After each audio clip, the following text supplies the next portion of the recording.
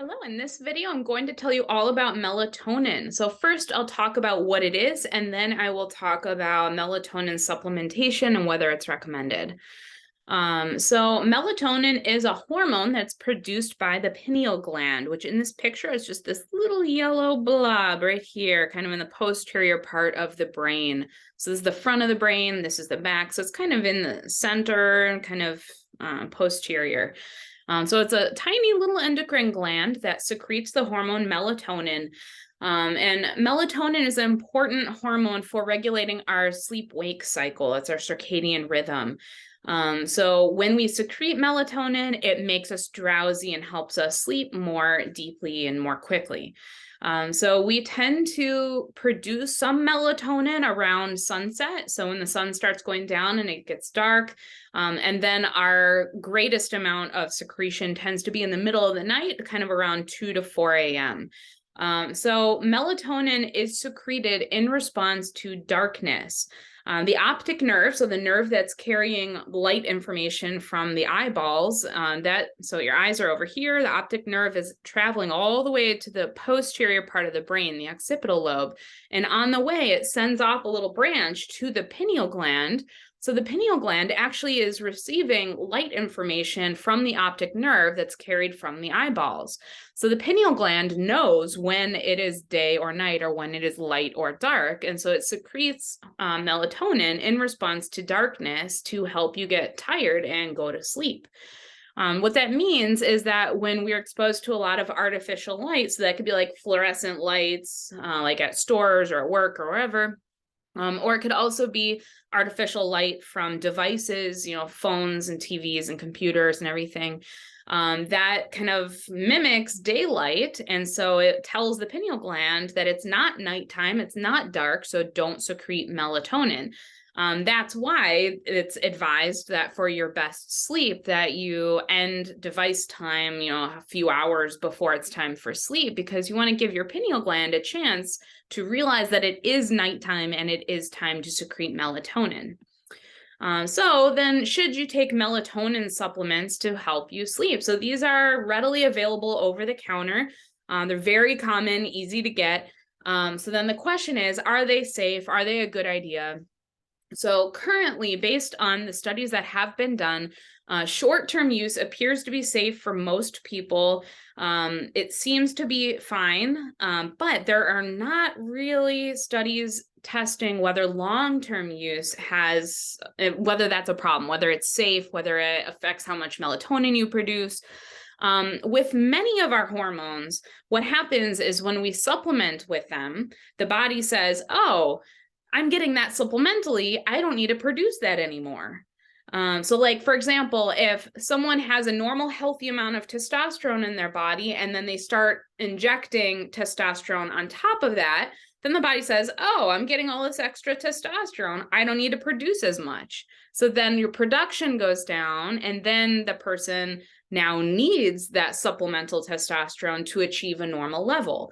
So unfortunately, that's often how it works with hormones. If you have a healthy amount of a hormone and then you take more, you're just teaching your body not to produce it as much or anymore because you're getting it elsewhere.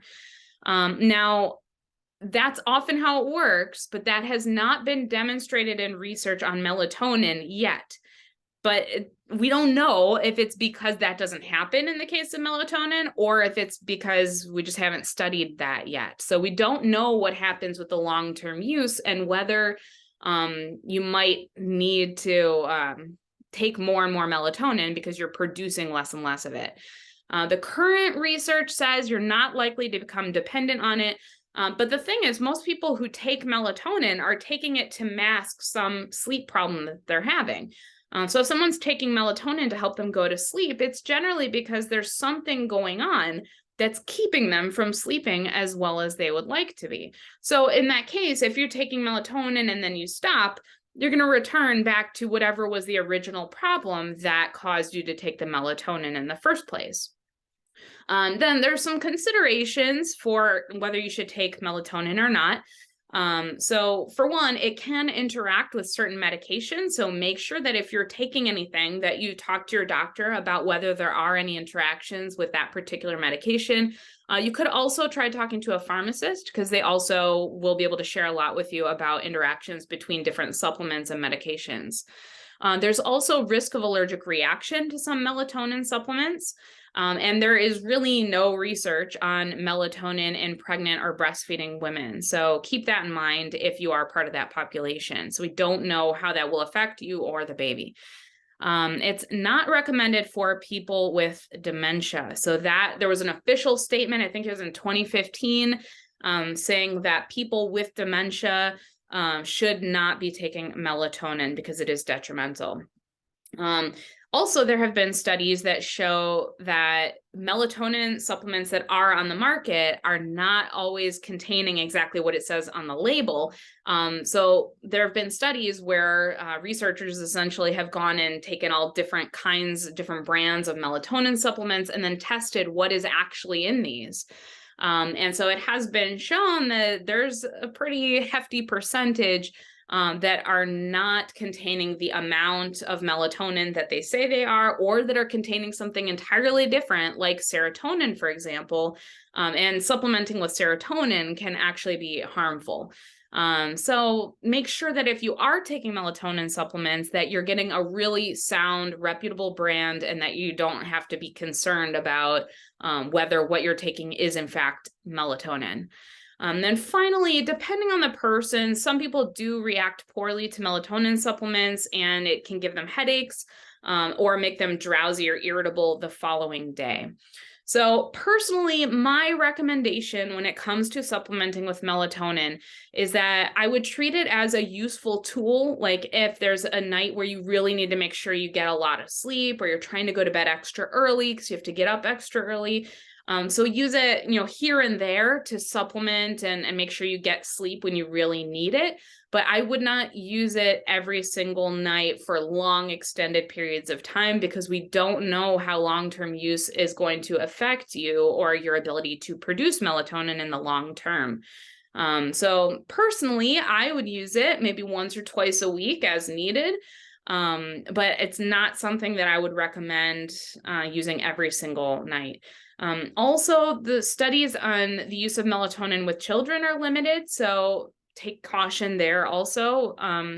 That's what I described about when we supplement with a hormone, it teaches the body not to produce that hormone as much. That effect is especially present in children, because in kids who are growing and developing and their bodies are learning to produce these hormones and how much and when, if we are giving them hormones that they should be producing, they're more likely to have problems with producing them in adequate amounts than you might see in an adult who already has established their hormones in their body. So just something to keep in mind and use with caution. But the studies so far do appear that it is safe, at least for short-term use for most people. All right. Thank you so much for watching this video, and I hope you have a great day.